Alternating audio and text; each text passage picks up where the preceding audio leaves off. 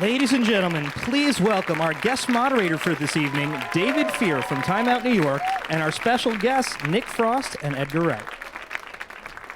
Hello everyone. Hello. Hello. Thanks for coming. Yeah, thanks for coming. Thank you guys. Congratulations on the movie. I actually envy you guys if you have not seen this. This is absolutely amazing. I'm not sure how much we should talk about, though, given that there are a couple of major reveals in this film. When you guys talk about this movie so far, like what are you willing to tell people and not tell people? I think we could tell people that we don't wimp out on the title of the movie.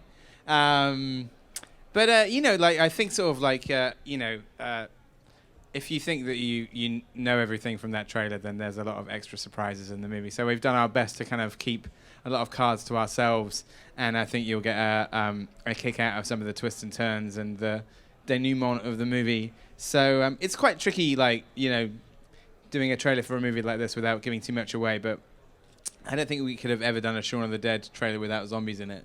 So The film is actually 107 minutes longer than the trailer. So we haven't given it all away. although weirdly it is just a loop of the trailer for 107 minutes. Right. It's 105 minutes of Nick on a golf course, right? Yes. That's a good film, right? That would be Nick's dream movie. That's my next film. The genesis of this came when you were making Hot Fuzz, right? You were back in your hometown filming this. Go ahead and walk us through this. There was a couple of things that inspired the movie. One of them was that, Hot Fuzz was shot in my hometown. And in the script of Hot Fuzz, it was very much like the town described Sanford. It was like a very idyllic, pastoral, beautiful, timeless place. And yet when we went to shoot there, since I'd been away, there was like a McDonald's and a Starbucks in the high street. So we actually ended up digitally erasing those chains from the movie. So I think that always stuck at me that what I had imagined my hometown was like and what the reality of what it was like now are two different things. And that's something that Simon's character, Gary King, in the movie, really romanticizes his hometown. And then when they actually go back on this pub crawl 20 years later, it's changed. But in the movie, there's a reason it's changed. So that was one of the inspirations. And the other one was that I had done a pub crawl when I was a teenager. And in fact, I had written a script about it, about teenagers going drinking when I was 21. And I never did anything with it. But then whilst we were promoting Hot Fuzz, I started thinking about it again. I thought, maybe there's something more interesting in the idea of adults trying to recreate something from their teenage years. And the idea about trying to recapture your former glories can be a very dangerous thing to do. Yeah, especially if you're still stuck in that sort of time warp, which I would argue that Simon Pegg's character, let's just say he hasn't quite moved on yet, shall we say. Yeah, he still wants to be 18. He hasn't moved on at all. We're going to go ahead and watch a real quick clip here. And I'm not sure if this film made me want to go to a pub and drink a whole bunch or never have another drink again. And when you guys see this next clip, I think you'll know why. Let's go ahead and roll the clip. The late, great Simon Pegg. Who sadly died today when he slipped on a BlackBerry. If he had an You're on your own. iPhone, that would not have happened. Did you pitch this idea to Simon after you had been sort of mulling over it? And did you guys write the character of Andy with Nick in mind? Yeah. I literally came up with the brainwave for the story on a plane going from Wellington to Sydney when we were promoting Hot Fuzz. And as soon as we touched down, I leaned over to Simon and said, I've got an idea. And we started talking about it right there and then. And I remember being at the baggage carousel in Sydney, still talking about it. And I think the next part kind of came, once we realized that, what we wanted Simon's character to be, it made sense after sort of Nick playing, slightly goofier kind of part in Hot Fuzz. Sure. And, a much more irresponsible part in Shaun of the Dead. Yeah. That it would be great to kind of reflect a different side of Nick. And I always like to say that Nick's performance in this movie, at least for the first kind of half of the movie, is the angry Nick Frost that I see on the phone to a bank, or or tech support or something. Yeah. Not Apple. No, Apple's actually very good. If I have to talk to a bank, there's a company at home called Pay by Phone Parking, and you pull up somewhere and you text your location, and then there's like a long message, and but bear in mind they could be charging me £8 an hour, like $12 an hour to park, and then it says just before it hangs up on you, it says you've been charged a 10p service charge. So what's that for? Why have you done? I'm getting mad now thinking about it. So that was my motivation for Andy. I feel like Andy just stepped into the room right there and sat down. Yeah. Didn't you once destroy your phone? I did. I was on the phone to Vodafone once. Which is a provider in the UK. Yeah, and if ever I hear someone, like a human being, saying something to me like, "I'm afraid we can't help you at this time, sir. I'm afraid we can't help you at this time, sir." I think what I hear is, "Go fuck yourself." And it got to a point where I was so angry, I actually I snapped my phone in half with the kind of strength that a man finds to pull a car off of his son. And I snapped it in two, and then I put it in a jiffy bag and sent it to them. So that's where Andy Knightley lives. And you charge them a 10p service charge, yeah. When they present you with this in what I'm sure is like a gold or a silver platter, and they're like, "Here is your script, here is your part, sir." Do you basically give them feedback at that point, or are you basically like, "All right, I get this. When do I show up?" I think originally the studio were pushing for Kevin James to do this role, but then obviously movie. he got Welcome to the Boom, and just he couldn't do it. Here comes the Here boom. comes the boom. I think Welcome to the Boom is a better title. That's the sequel. But yeah, I'm the first person to see the script, and then I go away in my role as executive producer and note the whole script. And then I give it back to them. They completely ignore it, and we plow on. That's not true. But yeah, we all sit in a room together for 3 or 4 days, and we go through the notes page by page, and changes are made or not. There is a major plot point that you came up with, which will spoil the movie. But we were on the commentary. We'll credit you with the idea because it's a major thing in the movie that you came up with about your character. Go on. No, I spoil it for everybody. Oh, fine. Yeah. All right. This is the part where he takes the robe off and Stephen Ray realizes that he's a man the whole time, right? Yes, exactly. Sorry, I spoiled it for everybody. We're going to watch one more clip, and then we're going to go on with more questions. Here comes the boom.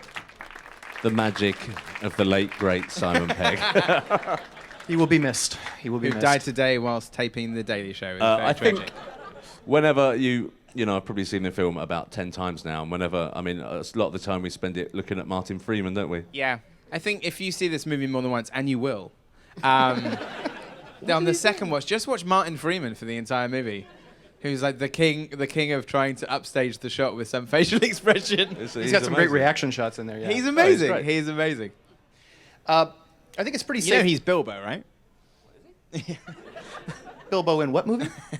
The Hobbit. I think or Bilbo Unchained, I think it's called. Welcome to The Hobbit. Welcome to the boom bit.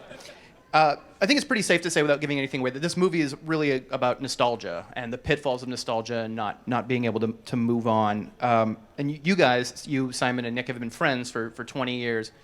How's your friendship changed? How's your professional relationships changed? And what's essentially stayed the same? I don't think our relationships have changed that much, really. Once we got to know each other, me and Nick didn't really know each other before Spaced. So we became... I knew Simon before because I'd done a TV show before Spaced with Simon, but I got to know Nick during Spaced. But I don't feel like our working relationship has really changed. If anything, we're just more honest with each other. Yeah, I think that which kind of cuts down a lot of time. 20-year relationship enables you to be very honest, and when you're making a film, that you've got to shoot in 12 weeks, otherwise you're ruined. The best thing, you need honesty and you need a shorthand. And, I think what this film, one of the kind of themes of this film is the fact that relationships and friendships have to evolve, and if they don't, you get into a situation where you're like Gary and the guys, But I think a good relationship, you never even realise it's evolving. It just happens. Right. And I think that's how, not just in friendships, but in marriages, you have a certain amount of longevity, and we've never even felt it changing. We still have fabulous sex. Sometimes Edgar wears a wig, and I meet him in a hotel as if we're strangers. Just keep it fresh. Keep it fresh. and we keep it fresh. We like to meet at the Mercer just around the corner. Yeah, it's a good times. Good times. You guys started working together in your 20s. I know Simon would have been 67 today had he lived. Yeah, and he you guys, It's very sad that he choked on one of his own tweets. it just kind of amazes me that you guys, 20 years after Shaun of the Dead, are still doing stuff like this. 10 years after Shaun of the Dead. 10 years after Shaun of the Dead. 20 years after Spaced? How long's it been? I don't even remember doing it, so... Spaced is 14 years ago. Got it. Let's talk a little bit about genre for a second, because you can technically say Shaun of the Dead is a zombie film, and you could say that Hot Fuzz is a cop buddy film, and you could say this is an apocalypse film, a World's End film, without really giving that much away. Or a sci-fi film. A sci-fi film. It's very self-aware of the genre that it's in, but it never quite becomes like a parody or a pastiche. This isn't like Airplane or a Mel Brooks film. So when you guys are writing this and when you're on set, are there moments where you're like, oh, this is a little too wink-wink, this is a little too self-aware? I think we try and iron that out in the script stage. Like, with Shaun of the Dead, like, we gave ourselves rules, basically. And one of them was, like, the zombies should never do anything funny. Like, the zombies should be scary, and it's always should be the characters, and their reactions should be funny. And that was really because, like, I think sort of, I think some of the early spoofs, like, especially the Mel Brooks ones, when you watch Young Frankenstein, it's obvious that he has great, great affection for, that movie. But, when you cut to Spaceballs, which is, it's pretty funny, but Mel Brooks clearly isn't a Star Wars fan. He's kind of just doing it because he thinks people would want to see it. And then when you get to the later spoofs of all of the kind of epic movies and, when you see the scary movies, it's like they actively hate the movies. So we always come from a point of passion. We never think of them as spoofs, and we treat them more like Valentines, that we're making the movies because we want to make a movie in that genre. So in a way, like, we would hope that Shaun of the Dead is remembered as a zombie film, or Hot Fuzz is remembered as a cop film. And that this in a way, like, sort of, we came to the sci-fi element because it was an expression of how we felt about our hometown.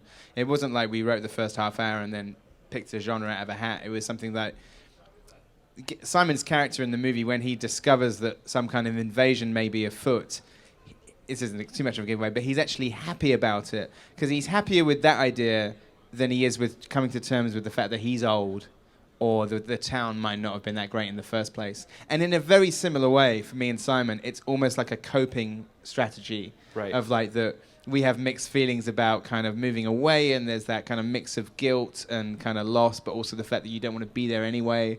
And it was something it's easier to kind of, like, sort of say, oh, my hometown's different because it's all aliens. Well, of course they would have remembered me. It just makes sense because the entire town's gone through this massive change. Yeah, I think that's exactly the thing, is that I think some people go through that experience where you think when you go back that you'll get some kind of homecoming parade, and which never happens. So that's kind of what happens to them in the movie, is that, like, they come back to little or no fanfare.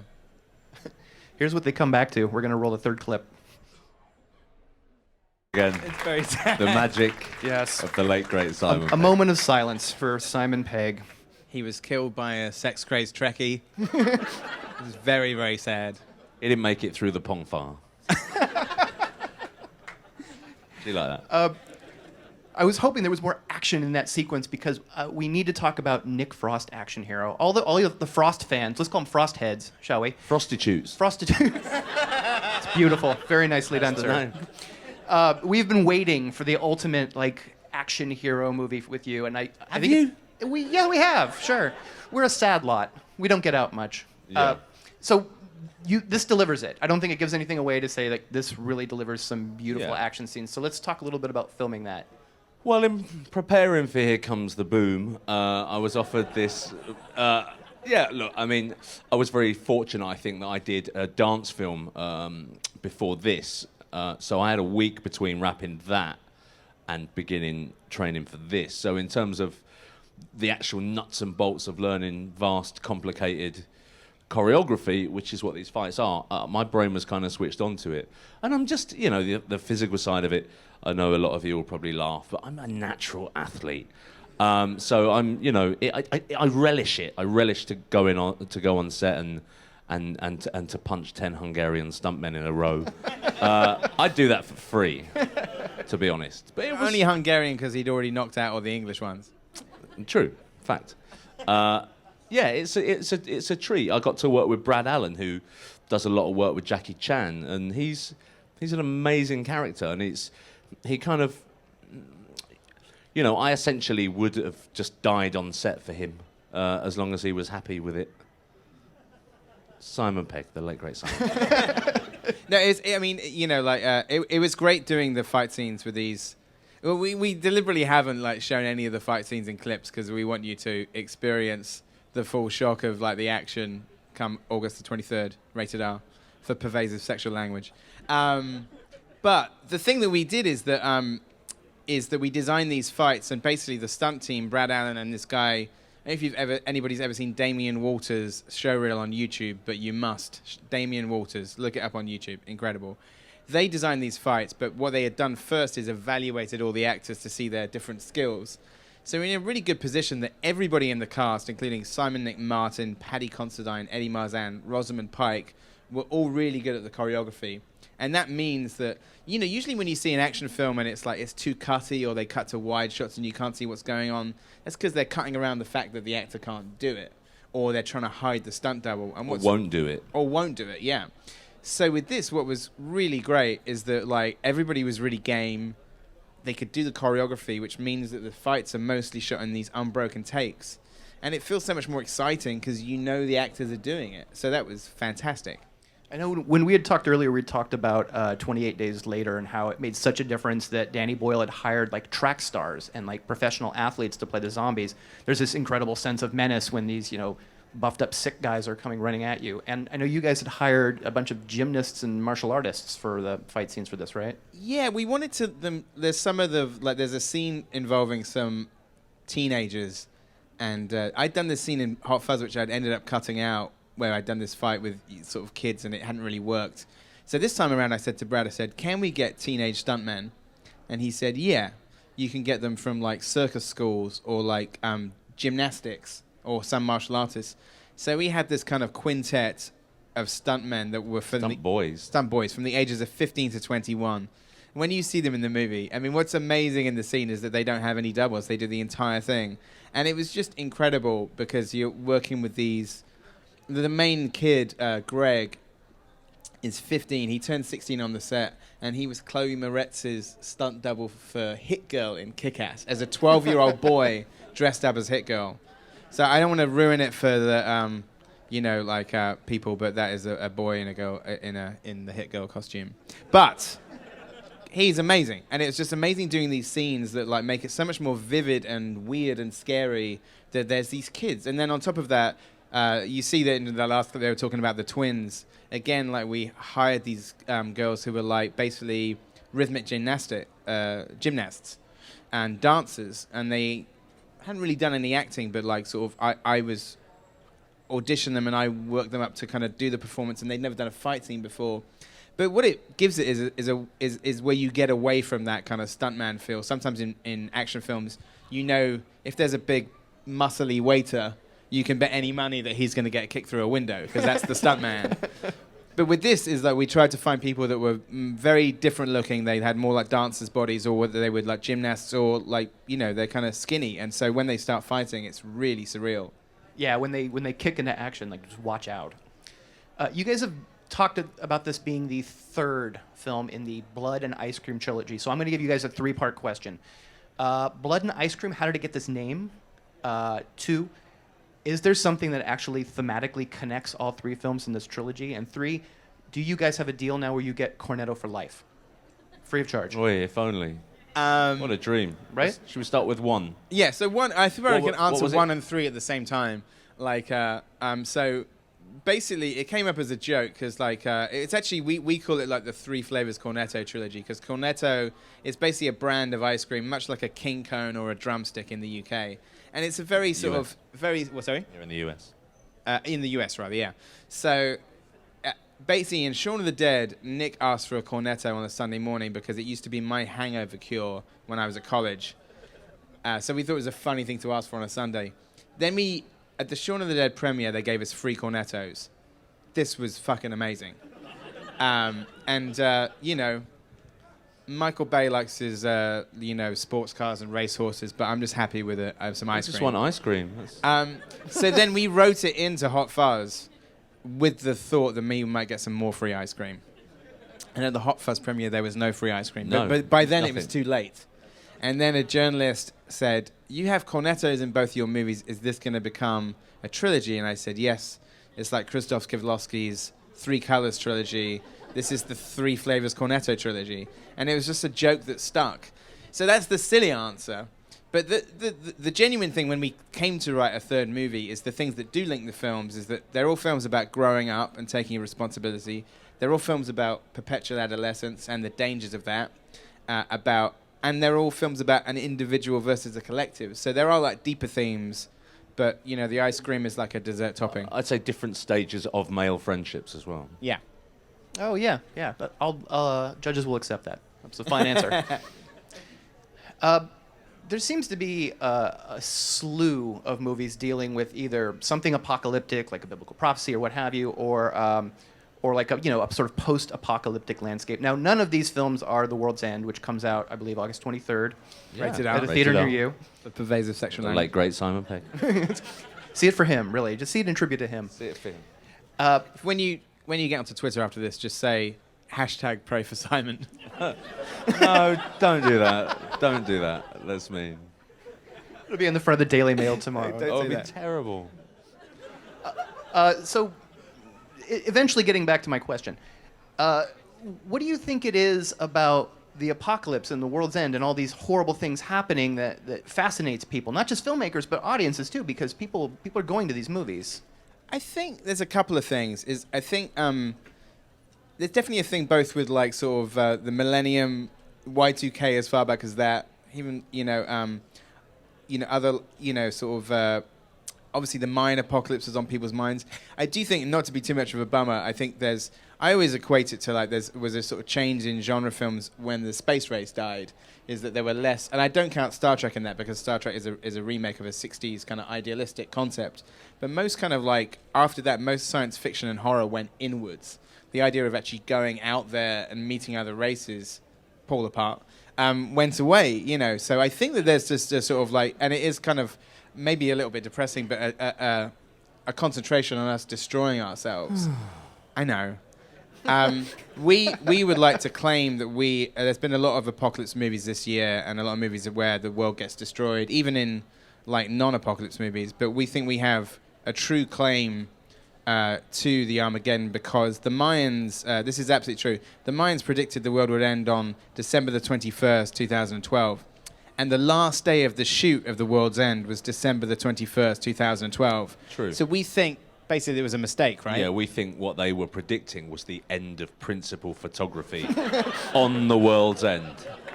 And we think that somewhere in the Smithsonian or the Natural History Museum in London, there is another tablet which fell off the original Mayan tablet. And if they got one of those air dusters, it would say in Mayan, we predict the end of principal photography of the movie The World's End, rated And there's R. a third tablet that says August 23rd. For pervasive sexual, yeah, exactly. It's kind of amazing. I am lucky in that I get paid to see a lot of summer blockbuster, big studio films, and I'm unlucky in that I have to go see a lot of studio blockbuster films, and because there's so many of these things that just feel like soulless, for lack of a better word. I mean, we can talk all the trash we want about Star Trek because Simon's not here. But he just died, so that's Sorry, really I rude. don't mean to speak, but speak ill of the dead. Maybe he's amongst us. Maybe he's all around us at this point. Right. Maybe he's everywhere. But what's amazing about this is that it feels like the kind of summer blockbuster you would have seen in the 80s or even the early 90s, and there's a real kind of soul to it. There's a real heart to it. So how do you balance those two things where you're making a movie in which there are fight scenes and explosions and things that are sort of otherworldly happening without kind of just making it a bunch of explosions and things go boom one after the other? You've just got to care about the characters. And I think the thing is that we write about the characters and their journeys. Even Simon's character, who is sometimes the anti-hero in the movie, it's like sometimes he almost becomes the villain of the piece for leading the friends into certain doom. And Nick kind of becomes the hero of sorts. But we have compassion for all of the characters, and we want all of the characters to be okay. So, and when bad things happen, like in Shaun of the Dead, it's not like played for laughs. When the mother dies in Shaun of the Dead, it's not played for laughs at all.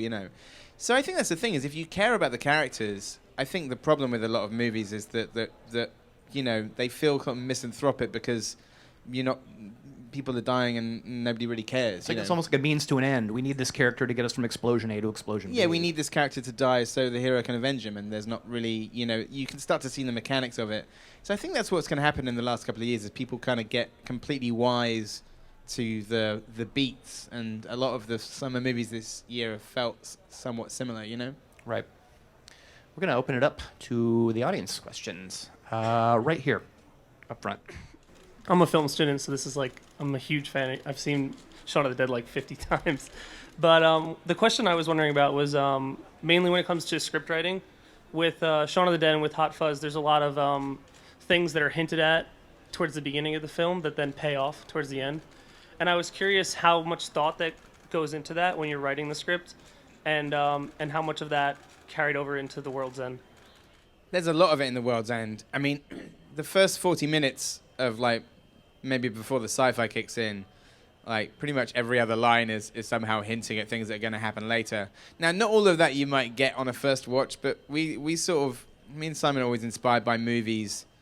A favorite movie of ours is Raising Arizona, which is a movie that when I saw it the first time, my immediate response was I love that. I need to see it again. And then I think I watched it about 6 times on VHS until I felt like I'd seen everything. So we really like that idea of doing foreshadowing and omens that predict something that's going to happen in the movie. There's a lot of it in Shaun of the Dead and in Hot Fuzz. And then it really comes along in the story stage. In this one, we actually had we knew that there was going to be a quest. We knew it was going to be 12 bars, and we knew the last pub was going to be the World's End. And then once we figured out what was going on in each bar, then we started naming the pubs after what happens in the scene. And they're all real pub names, but they're supposed to be tarot cards. Because I always look at those pub signs, and they're usually the name of the pub is a lot fancier than the sort of the shitty bar itself.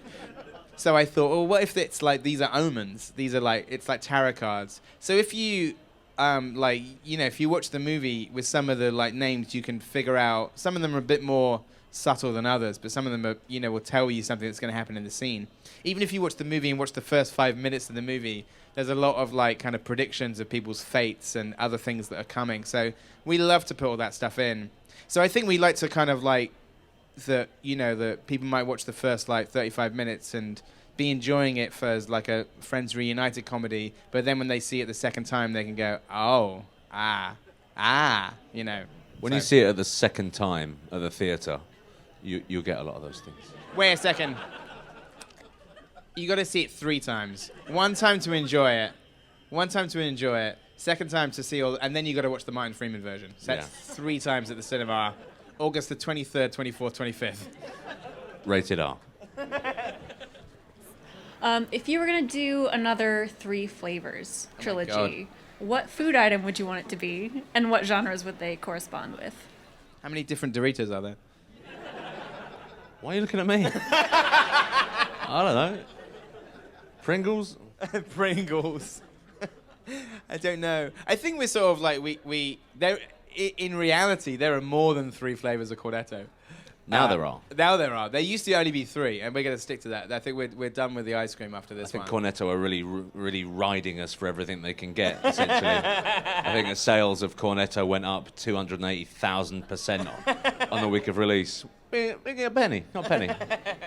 I think we shot ourselves in the foot by not making the 3 colours Maserati trilogy, hoping that maybe they'd give us some product placement.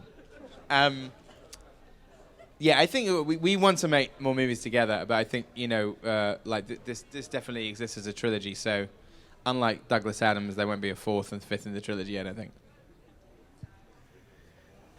That gentleman right there.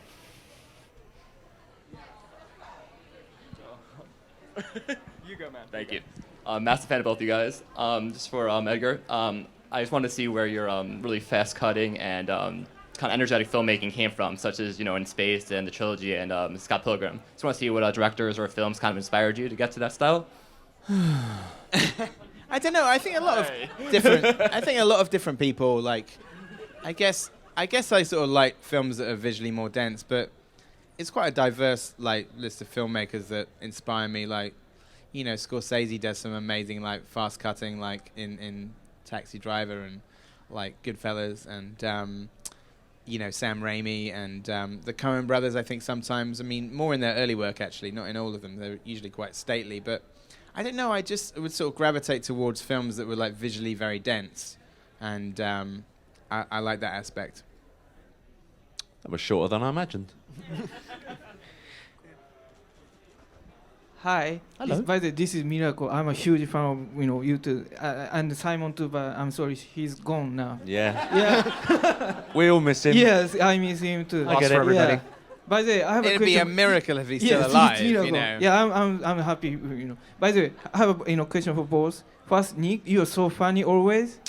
I love your Star Wars shirt. By the way. The what? I love your Star Wars shirt. Thank you very much. Yeah, that's great. But anyway, you're always funny, or you're funny in real life, or you're acting funny? I don't know. I mean, I think that the only person I try to make laugh is the only person who doesn't find me in the least bit funny, and that is Mrs. Frost. Okay. I think the thing that keeps our marriage alive is the fact I've spent 12 years banging my fucking head against a brick wall trying to make her laugh, and she just doesn't find me funny, and it drives me bonkers and a little bit horny. Yeah. So I think I've always naturally been fairly funny. Okay. And now Edgar and Simon, I haven't finished. Yeah. Edgar and Simon yeah. have harnessed that and unleashed it on the world. I have a question to Edgar. By the way, your movies always great. You never make bad movies. But I have a question. You use all jokes, same jokes over and over again. Simon jumped, wood hedge, then he fell. Who came up with that idea? Then why you repeat that joke over and over again? By the way, I love it. I want to see it again, that joke. If we do a fourth one, and if we do the fourth one, it's just going to be fence jumping for 109 minutes. I don't know. I'm not quite sure where that came from, other than that. I think when I used to like walk to school when I was a little kid, my route to school was always through the back of gardens, like an alleyway in the middle of gardens. So I would always think about like taking shortcuts and going on a little adventure through other people's gardens. And I like there's a lot of good garden chases in films. I know why I'm particularly obsessed with that. There's a good one in Raising Arizona. There's a good one in Point Break. There's a great the film The Swimmer is all about breaking through. Nothing but it's nothing but that. So I think I'm slightly garden obsessed. I have never tried to jump over a fence myself, and maybe like I'm trying to live vicariously through Simon. You should try it. Maybe I'll try it. Maybe I'll try and vault over a fence. No, I mean the night's young. Yeah, but weirdly we nearly didn't do the fence jump in World's End, like because we thought we'd already subverted it in Hot Fuzz. And then we came up with an idea of how to do it. So, I don't know. But I think this is the last fence jump in this one as well. Two more questions. Right there. I think that you're next. we need a lady. We haven't had a lady. I got a quick question for Nick. Sounds weird. Oh, thank you. Yeah. So when you're making movies with Simon, do you ever feel like you're in competition to try and make the funniest or most badass scene? Like, is there a competition to see who can upstage the other person? No, never. It's about what's good for the film. It's not about what's good for Simon and I think that helps with the roles that we play too. I never look at the script and think, why am I the fucking sidekick again? It's about what is best for the story. And Don't mention sidekicks in an Apple store. Sorry. I'm a fan of the late great Simon Pegg. So any chance that I get to watch him be funny is a treat for me as well. I think for me, I have two parts of my brain when I'm on set acting. I have the part which is flicking through the Rolodex of dialogue, saying, "Okay, let's say that now. This one's next," and you say it. And then there is the other part which is free roaming, which is looking at Simon and Paddy Considine and is saying, "This is fucking great, look at this." So you have to try and separate those two. But as I said, I'm a fan. I like watching him do comedy. I like watching him be funny. And even though he's funny as hell in Shaun of the Dead and Hot Fuzz, being the central character's not necessarily always the balls out funniest character. So to get a chance to watch him be this guy for 110 minutes, rated R, is an absolute treat for me. So no, to answer your question, there's never any one-upmanship. But if there is a competition, Nick has won because Simon's dead and he's alive. Right. It's gone too soon. Gone too soon. Last question, the young lady right over there. Hi there. Thank you. I would ask a question for the both of you and maybe Simon, but he's dead. But all your movies together and maybe Edgar's separately have been beautifully casted. Everybody was perfect for the role. And what is your process in finding these folks? Did you have them in mind as you were writing the characters? Not Nick necessarily, since he's defaulted. I think in all of them. Nice. I think in all of the movies, it's a mix. It's like there's people that you write for, that you get. Like I think in Shaun of the Dead, like it was obviously written for Nick and Simon. Pete Serafinovich, we wrote with that part with him in mind. And then there are people that you weren't previously aware of. Like it's crazy to think because he's such a well-loved actor now. But back in 2003, Bill Nighy wasn't that big an actor. Like he was just on the cusp of breaking through. And I actually had another actor in mind, and then Eric Fellner said, "Oh, you should meet Bill Nighy." And then I met him, and he was amazing, and like he's incredible. And then like he's in the other movies. And same thing with this is like sort of there are people that like we wrote a part for Martin Freeman, we wrote a part for Paddy Considine, we wrote a part for Eddie Marzan. But then Rosamund Pike was somebody that like was suggested to us, and we met her, and she's amazing, and now she's part of the family. So it's a mix of people that you. What's funny in Hot Fuzz, like sometimes you get forced to kind of go with get forced to offer it to bigger actors that are probably going to say no, and you can't afford anyway. Kevin James. And with Hot Fuzz, like we had written into the description of like Simon Skinner a Timothy Dalton type, but then weirdly we were asked to kind of like had to go to a couple of other people, and when they passed, it was like, can we finally go to Timothy Dalton? The part that it was written for him, and then of course he's in the movie, so that's great, So it's a mix, and it's always like nice. There's there's lots of people that I knew already who are in this other, like if you watch a lot of British comedy, there's a lot of faces that you'll recognise, like Reece Shearsmith, Mark Heap from Space, Julia Deakin that you saw, Alice Lowe who's in and Steve Oram that were in the film Sightseers, like executive produced. But then like to work with these like stunt kids who were just like incredible. That's the surprises and the things that you come away just like, what an amazing experience. Like somebody that I would have never met this person if it wasn't for this script, I'm going to shoehorn one last question in. When is The World's End out, and what is it rated? I think it's August 23rd. I think it's August 23rd, yeah. And it's rated R. Rated R. Hard R. Thank you so much for showing up. Thank you for having us. Thank you very much. Thank you very much.